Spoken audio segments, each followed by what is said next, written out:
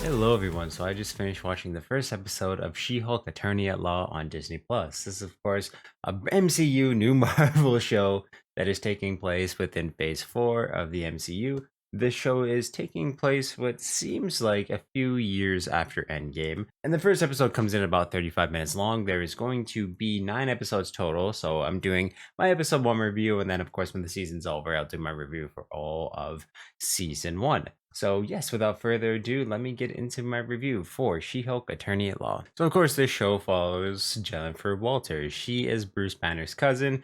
She navigates a very complicated life being a 30-something attorney who happens to also be a Hulk after a very quick tragic accidents that happens while on a family road trip with her cousin Bruce. I will say right now that I am going to get into some spoilers when it comes to this show, so if you want to save this video, watch it, and then come back to it, I recommend that you do that. If you don't care about spoilers, well, I guess you can keep listening here. But they get into a crash which is triggered by a Sicarian ship, which I thought was really, really cool for them to bring back the Sicarians in this. We don't really know a whole lot about them within the MCU, but Bruce thinks they're there to deliver some sort of message. So I'm wondering if they're going to, again, come back a little more often, either just in the show or within the MCU. Of course, the Sicarians, I guess, for people to kind of remember them a little bit, were the insectoid creatures in the first Guardians of the Galaxy that Yondu uses his bolts to just absolutely annihilate and murder. They're part of Ronan's army.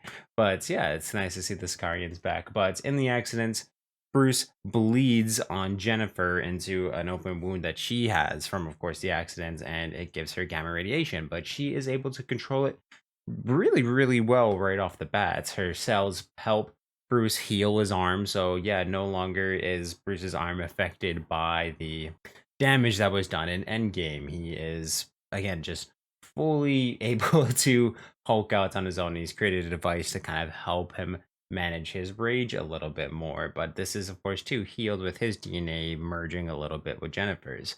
But yeah, she is very, very good at switching back and forth between her Hulk state and her state of Jennifer. I found too the reasoning that she kind of gives with it was very, very well done, and the show actually gets into a lot of feminism, and also too just how Bruce and Jennifer's different experiences clash, and like they use their Hulks into very, very different ways that I thought were just really, really well said. I mean, for a lawyer, I hope they would be. But she makes some really, really good arguments, and I found too that her character Tatiana is doing an amazing job playing her, of course. But her character is just really, really funny and fun to be around. She brings a lot of life to the role, which I found was very, very nice. Again, too, I'm just really enjoying her character so far, whether it be in the She-Hulk form or whether it be in the form of Jennifer Walters from everything we've seen so far. I was worried that and I'm hoping that it doesn't do that later down the road. But right now, I was hoping that this show wouldn't get a little too cheesy and goofy. And right now, I don't see that at all. I find her very quick-witted, whippy. It's just, she's really funny right now, and I've actually really been enjoying watching her character. Right now, I don't see there's any cause for concern. When it comes to the CGI, it's not perfect, but I think it's more than passable right now. Her CGI and, of course, the Hulks. There is some very, very great scenes, of course, between her and Bruce, as you would expect them to be, clashing out over family differences, and again, their differences of ideology. She wants to return to the life of being a lawyer, which makes complete sense. She's built all this time establishing her career. She's finally sticking it to all, of course, the bad people that are within her law firm, and yeah, she's just getting her life together. So I'm definitely rooting for her right now. I think they've made a pretty great character in her. And of course, too, I think Tatiana's just doing an absolutely brilliant job with the character. There's a lot of like little MCU things that they put in there too. Talks about Tony. And I will say too that there is an after credit scene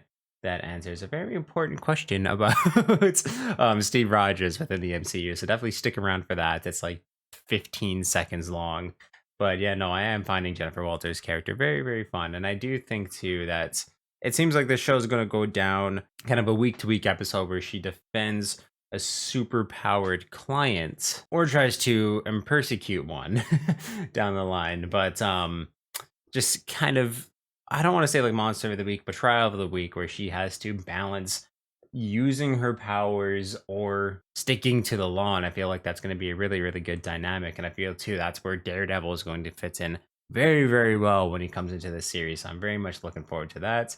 There wasn't, I mean, aside from Hulk, there wasn't really any big cameos in this episode, but it seems like there are going to be big cameos throughout this show. And it, again, just too, with her personality, I feel like it's going to clash very, very well together. It's going to be really fun. But we'll have to wait and see. I'm not completely sold on the show yet, but I did have a lot of fun with this first episode. Again, I thought the fights that they had between Hulk and She-Hulk was very, very well done. They made really good use of their powers while still like trying to hold back, even though it was a little bit more of a clash. It was pretty solid. I found that the fight at the end of this episode between her name's, oh, it's kind of funny now that I think about it. The girl playing She-Hulk, her name is Tatiana, but she fights a character in this named Tatiana. And I found that that fight, the move seemed cool, but I found the directing of it and the filming of it was a little wonky.